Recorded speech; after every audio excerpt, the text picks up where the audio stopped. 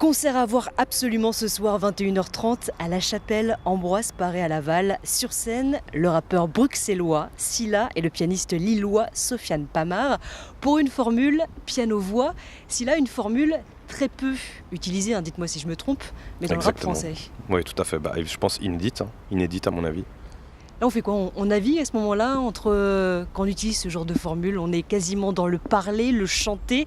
Vous êtes proche du slam, du rap, de la chanson française, des trois à la fois. On a le cul entre trois chaises finalement. Alors, effectivement, il n'y a pas de case. C'est un format dans lequel on se réalise soi-même de manière individuelle. Il y a une pure individualité. Et donc, on sort totalement des cases. Moi, le fait d'être sur un piano, ça m'amène à écrire autrement. Ça m'amène à avoir des inspirations différentes. Et donc, du coup, ça sort de toutes les cases. Et c'est une manière de se réaliser complètement dans un créneau bien spécifique. Et en utilisant cette formule piano-voix, est-ce que c'est un pied de nez à l'utilisation de l'autotune aussi par de nombreux rappeurs français ou d'ailleurs? Il y a une mise à nu en tout cas dans le piano-voix. Donc là, on a vraiment mis... Triche pas. On triche pas. On triche pas, c'est beaucoup des prises, une seule prise qu'on appelle one shot. Il y a pas de back, on est vraiment dans quelque chose de pur en fait, et d'essentiel. On va vraiment dans ce qu'il y a de plus essentiel. Et donc ça se ressent aussi sur scène, ça se ressent en concert. Pour l'instant, on en a fait quelques-uns et chaque fois les décharges émotives sont assez importantes. Et voilà, c'est vraiment ça. Je pense que c'est un aboutissement par rapport à toute ma carrière qui précède. C'est un aboutissement. Ça devait se faire en fait. C'est logique, c'est une évidence. Est-ce que le public, vous avez déjà eu des retours puisque certains titres sont disponibles, sont visibles sur des plateformes, sur Internet. L'album est prévu pour la fin de l'année. Est-ce que déjà votre public, lui, est surpris de cette collaboration ou finalement pas tant que ça? Au final, non. Alors j'ai la chance d'avoir un public vraiment ouvert, donc parce que j'ai toujours proposé des choses assez différentes.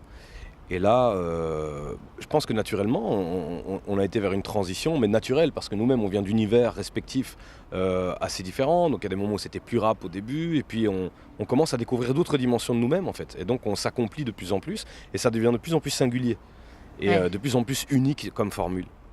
Est-ce que justement cette collaboration a changé votre manière d'écrire, de rapper? Ah oui, tout à fait. Donc j'avais déjà eu l'habitude d'écrire sur des formats très épurés.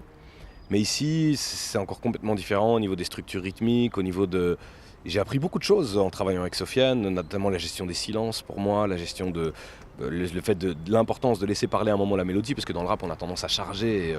Être essoufflé complètement. Voilà, et donc je reviens d'ailleurs avec toutes ces compétences-là, parce que j'ai toujours une carrière solo, en parallèle, Sofiane aussi a une carrière solo, et j'importe ces compétences-là aussi dans ma carrière solo. Mais c'est vraiment agréable, on passe de très bons moments, à la fois humains et artistiques, et en concert, et tout. Je suis très content d'avoir commencé cette aventure et de l'accomplir aujourd'hui. Je vais vous poser la même question, Sofiane. Est-ce que cette collaboration a aussi changé votre manière de composer? Oui, ça fait vraiment écho à ce que vient de dire Scylla, c'est que le fait de décliner autant cette formule sur autant de titres, ça nous pousse dans nos retranchements parce qu'on est obligé de se renouveler, chacun avec nos armes respectives. Donc moi, juste avec un piano, je vais essayer de renouveler au maximum musicalement. De la même manière, avec la voix, il va y avoir le même exercice. Donc c'est une formule qui, poussée au bout, nous pousse dans nos retranchements. Et ce duo, il marque un tournant dans vos carrières respectives?